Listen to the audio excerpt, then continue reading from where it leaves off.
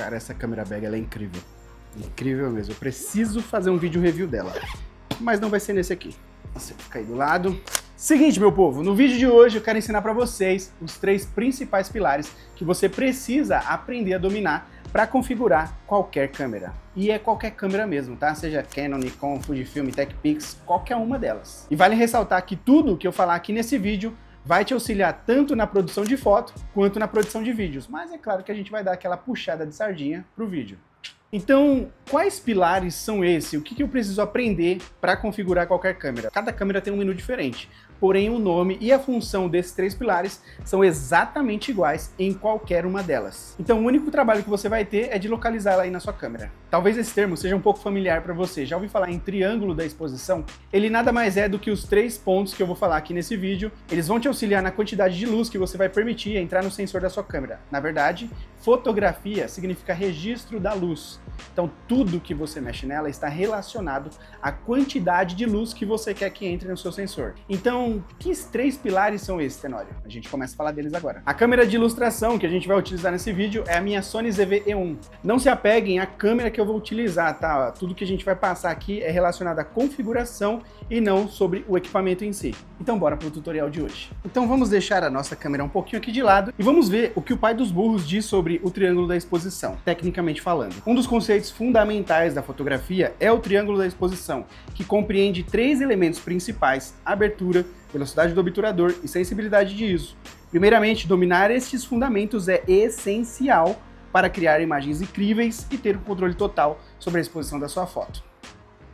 Então esse vídeo aqui vai ser dividido em 3 partes, cada parte vai ser um pilar e vamos começar pelo shutter speed, ou melhor, a velocidade do obturador. A velocidade do obturador nada mais é do que o tempo em que o sensor da sua câmera vai ficar exposto à luz. E normalmente ele aparece na sua câmera em frações, 1/100, 1/40, 1/120, às vezes até números quebrados, 1/48, 1/96. Quanto maior este número, 1/1000, por exemplo, mais rápido o sensor da sua câmera vai abrir e fechar, fazendo com que entre menos luz. Quanto menor este número, 1/48, 1/20, 1/15, mais tempo esse sensor vai ficar aberto, mais luz vai entrar. Porém, nós temos 2 pontos aí a colocar em xeque. Quanto mais rápido o seu sensor abrir e fechar, mais congelada a sua imagem fica. Velocidade do obturador em números altos são utilizadas para congelar cenas em movimento. Um carro passando na rua, um jogo de futebol, enfim, existem inúmeras situações em que as coisas estão acontecendo muito rápido e você vai precisar aumentar a velocidade do seu obturador para conseguir fazer o registro daquela cena. Mas estamos falando de fotografia. Para vídeo a regra é outra. Em contrapartida, a velocidade do obturador mais baixa significa que o sensor vai ficar aberto por mais tempo, fazendo com que mais luz entre e também, se você estiver registrando coisas em movimentos, essas coisas vão ficar borradas, porque o sensor está aberto, ele não fechou ainda, ele não terminou de registrar aquela imagem. E isso falando de fotografia, para vídeo a regra é outra. Então a velocidade do obturador, ela vai ser a sua aliada ou a sua inimiga, se você não souber configurar, na hora de registrar coisas em movimento. Quando você está fotografando alguém que está parado, você não precisa de velocidade do obturador alta, podendo utilizar velocidades mais baixas e permitindo que entre mais luz no seu sensor, garantindo uma imagem clara. Agora, se você vai registrar coisas que estão acontecendo ali em real time, com movimento contínuo, você vai precisar utilizar a velocidade do obturador mais alta para poder congelar aquela cena e não ter ninguém borrado. Agora, quando estamos falando de vídeo, a conversa muda totalmente. O vídeo, ele vai ser baseado no seu FPS, frames por segundo. O vídeo, ele é definido por FPS. Qual a taxa de quadros que você vai querer para o seu vídeo? 24 FPS, que é normalmente o que o cinema usa, 30 FPS, que é normalmente o que as redes sociais indicam a gente utilizar, 60 FPS, que é o que normalmente nós utilizamos para fazer em slow motion, câmera lenta. Quando se trata de vídeo, a velocidade do obturador precisa ser pelo menos o dobro do FPS. A galera diz que isso é uma regra de 180 graus, enfim. Mas eu não tô aqui para falar de regra especificamente, porque eu não sigo essa regra e os meus trabalhos são muito bem elogiados. Então eu vou te ensinar de uma maneira não engessada a fazer os seus registros. Falando de vídeo, a velocidade do obturador tem que ser pelo menos o dobro ou mais do seu FPS. Então se você vai gravar um vídeo em 24 FPS, você quer o aspecto de cinema, que você quer uma ótica mais natural, a sua velocidade do obturador precisa ser o dobro do FPS. 24, 48. 30, 60, 60, 120. E se a sua câmera não tem esses números redondinhos, minha câmera não tem 1/48, vai para cima, 1/50. Não tem 1/120, vai para cima, 125, 130. Este número ele não vai afetar tanto assim. Arredondando para cima vai estar tudo certo com a sua imagem e você vai ter uma captação tranquila. Então, mostrando para vocês agora como funciona a velocidade do obturador e o que ela afeta na nossa imagem. Esse vídeo está sendo gravado em 24 fps e lembrando que a velocidade do obturador precisa ser o dobro, entre aspas. A gente vai gravar em 1/50, já que nessa configuração de câmera eu não tenho 1/48 disponível. Lembra de sempre puxar um número para cima e não para baixo. Então, eu vou fazer um movimento natural aqui, para vocês verem como que funciona e como que isso afeta a nossa imagem final. Quando você opta por gravar em 24 fps, dobrando a velocidade do seu obturador, você vai ter esse borrão aqui na sua imagem natural, que é o que eu vejo quando eu balanço a minha mão na minha frente. Agora, o que acontece se eu diminuir a velocidade do obturador? Nós vamos vir aqui na velocidade do obturador, vamos colocar 1/15, automaticamente a minha imagem fica mais clara, então eu vou fechar a minha abertura para controlar essa exposição e vocês não ficarem vendo uma imagem estourada, tá bom? Então é assim que a gente trabalha com o triângulo da exposição, é mexendo em um e compensando no outro. Então vamos lá. Com certeza você já deve ter percebido o que mudou aí nessa imagem, mas vamos continuar repetindo o nosso movimento. Velocidade do obturador mais lenta te dá imagens muito borradas. Esteticamente a gente consegue utilizar isso em algumas situações, mas para situações naturais assim, não fica tão legal. Não fica igual eu estou vendo. No vídeo vai ficar totalmente borrado, não só a minha mão, mas qualquer movimento que eu fizer, seja andando, seja me aproximando, ou até mesmo movendo o meu rosto, essa imagem vai estar muito borrada para você. E esteticamente, para quem está me ouvindo, não é confortável de ficar assistindo. Agora vamos trabalhar velocidade do obturador mais alta. Vamos colocar um número bem alto aqui mesmo. Vamos aumentar a nossa abertura e vamos compensar no nosso ISO, trazendo uma iluminação digital. Eu sei que isso pode até afetar a nossa imagem, dando mais ruído por ter um ISO tão elevado, mas a ideia é que vocês vejam a finalidade da velocidade do obturador alto. Então vamos lá, repetindo o mesmo movimento. Olha a quantidade de informação que a câmera está registrando agora. Você consegue ver borrão, mas você vê como se fosse frame a frame, sabe? Foto a foto. Então fica uma coisa mais artificial. Por isso que eu falei, você tem que ter muito cuidado na hora de elevar a velocidade do seu obturador para poder controlar a luz que entra no sensor da sua câmera. Acho que vale a pena eu mostrar um exemplo para vocês com a velocidade do obturador muito baixa. O exemplo que eu dei ali não ficou tão borrado, mas só para vocês verem como ela afeta a sua imagem se você utilizar números que não sejam comuns.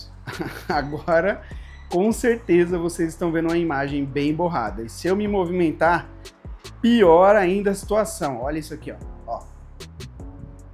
Não tem definição, porque o sensor está aberto o tempo todo e ele não consegue registrar o que está acontecendo. Então ele precisa ter velocidades mais rápidas para conseguir congelar a minha cena ou guardar as informações necessárias para que eu tenha uma imagem visualmente confortável. E o segundo pilar do nosso vídeo é a abertura da nossa lente. A abertura da nossa lente vai ajudar a controlar a quantidade de luz que nós permitimos chegar no sensor da nossa câmera. Ela normalmente é especificada pela letra F e vem como um f2.8, f3.5, f1.4 nas lentes mais claras. E uma informação que é legal passar para vocês: aberturas maiores são representadas por números menores. Então uma lente que tem uma abertura 1.4 tem uma abertura maior do que uma lente que tem a abertura de 2.8. Isso sempre gera uma confusão, mas ok. E a abertura da nossa lente está direcionada diretamente à quantidade de desfoque que a gente vai ter no fundo da nossa imagem. Então, para imagens com bastante desfoque, você vai precisar utilizar aberturas maiores. Mas eu posso colocar qualquer lente em f1.4? Não. Cada lente tem uma abertura específica. Essa minha, por exemplo, é f2.8. Eu já tive lente de 1.8, 1.4 e acredite, quanto maior esse número, mais caro a lente fica. Lembrando que maior é menor, tá? Então, tipo, f1.2 é uma abertura maior,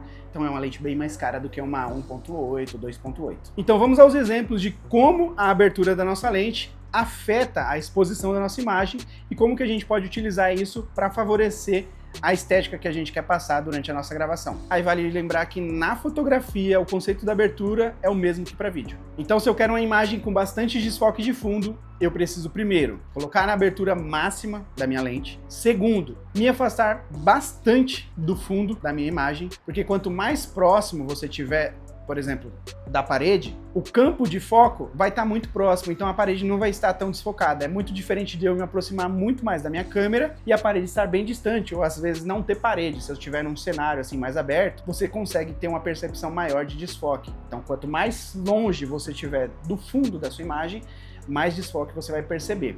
E claro, você vai precisar de uma lente com uma abertura maior. Mas Tenório, lentes mais escuras, dá para fazer desfoque? Dá, é só você se distanciar do fundo. Vamos fazer um exemplo, a câmera está aqui, você está aqui. O F da sua lente vai te dar um campo de foco. Vamos supor que seja isso aqui, ó. Quanto maior for o F da sua lente, menor é o campo de foco, mais estreito ele fica.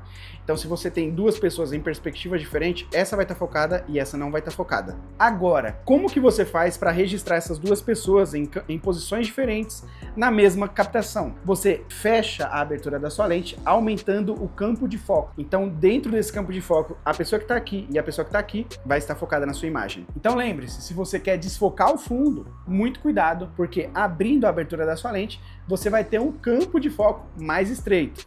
É bem complexa essa parada, mas faz todo sentido. E se você quer imagens com mais informação, pô, eu queria pegar todo o cenário, eu não queria desfocar, tipo, tô num lugar bonito. Como que eu faço para focar eu e o cenário? Você vai fechar a abertura da sua lente, automaticamente você vai aumentar o campo de foco da sua imagem. Agora vamos falar diretamente da abertura da nossa lente. A minha está em f2.8, lembrando que quanto menor este número, maior é a abertura da lente e, claro, mais desfoque de fundo, de profundidade você vai ter na sua imagem. Então eu coloquei o foco aqui na fruta e vou me posicionar lá na porta para vocês verem como eu fico desfocado por conta da abertura. Agora nós iremos fazer o mesmo teste, porém fechando a abertura da nossa lente para ganhar um pouco mais de profundidade, mas automaticamente a gente vai ter uma imagem mais escura, então a gente precisa compensar em outra área. Então eu vou colocar uma abertura mais fechada ainda para eu conseguir bastante informação lá no fundo e vou me posicionar lá atrás para vocês verem como eu já começo a ficar mais nítido na nossa cena. E tem um ponto, quanto mais perto do campo de foco eu ficar, mais focado eu também irei estar na minha cena. E o nosso último pilar desse vídeo, do triângulo da exposição, é o nosso amiguinho, nem tanto, mas que nos ajuda em boa parte do tempo, é o ISO da nossa câmera. E o ISO nada mais é do que a sensibilidade do sensor da sua câmera. E normalmente ele é mostrado como 100, ISO 200, ISO 500, tem algumas câmeras que tem ISOs mais baixos também, 80, 50. Então, vamos aos testes. Eu vou fazer uma simulação aqui, onde eu vou fechar a persiana da minha janela, automaticamente a luz que está vindo de lá de fora vai escurecer aqui para dentro, e eu vou compensar no ISO da minha imagem e vou mostrar para vocês como que essa imagem fica sem tratamento, tá? Porque se for para fazer um tratamento, você vai ver essa imagem limpa, bonita e com a cor de cinema. Mas a ideia não é essa, é te mostrar como que o sensor da minha câmera vai registrar essa iluminação com um ISO alto na minha imagem.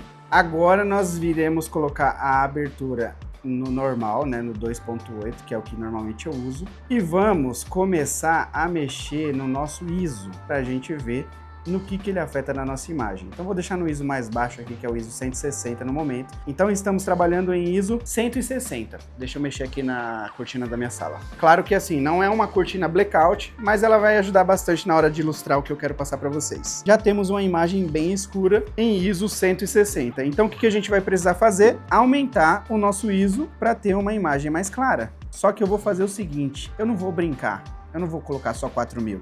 Eu vou fechar mais a abertura da nossa imagem, vou colocar uma abertura f10 e vamos aumentar mais ainda o nosso ISO para vocês verem. Vou colocar ISO 20.000, eu acho que ainda tá baixo, dá para aumentar mais esse ISO, mas por enquanto vamos trabalhar só nesse aqui. Vamos diminuir só um pouco a nossa abertura para a gente ter uma imagem mais clara. Eu acho que aqui tá ok, 8.0. Ok, agora vamos lá para o nosso cenário para ver como que isso vai nos entregar, como que essa imagem vai ficar com esse ISO 20.000. Conhecendo bem a minha câmera, é capaz que a gente ainda tenha assim uma imagem limpa, tá? eu vou fazer o seguinte, eu vou levar os nossos testes ao nível máximo. Agora eu mudei uma coisinha aqui na minha imagem, eu consigo colocar até ISO 400.000. Vamos fechar a nossa abertura no máximo, eu acho que aqui tá ok, F22. Beleza, vamos ver como essa imagem fica na hora de jogar ela no computador.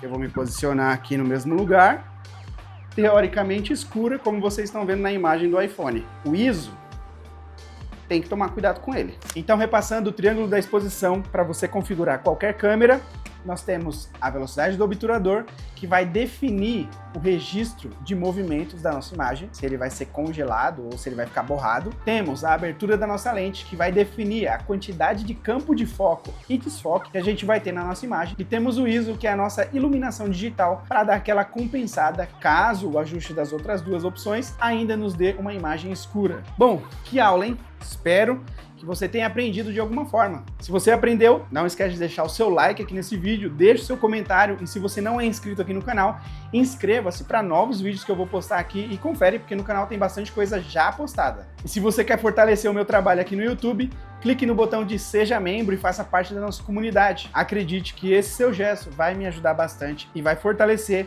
a minha caminhada no audiovisual. Eu te agradeço pela sua visualização, pelo seu tempo. Espero realmente que você tenha aprendido alguma coisa comigo. Vou ficando por aqui. Fiquem com Deus e até o próximo vídeo. Acho que é isso.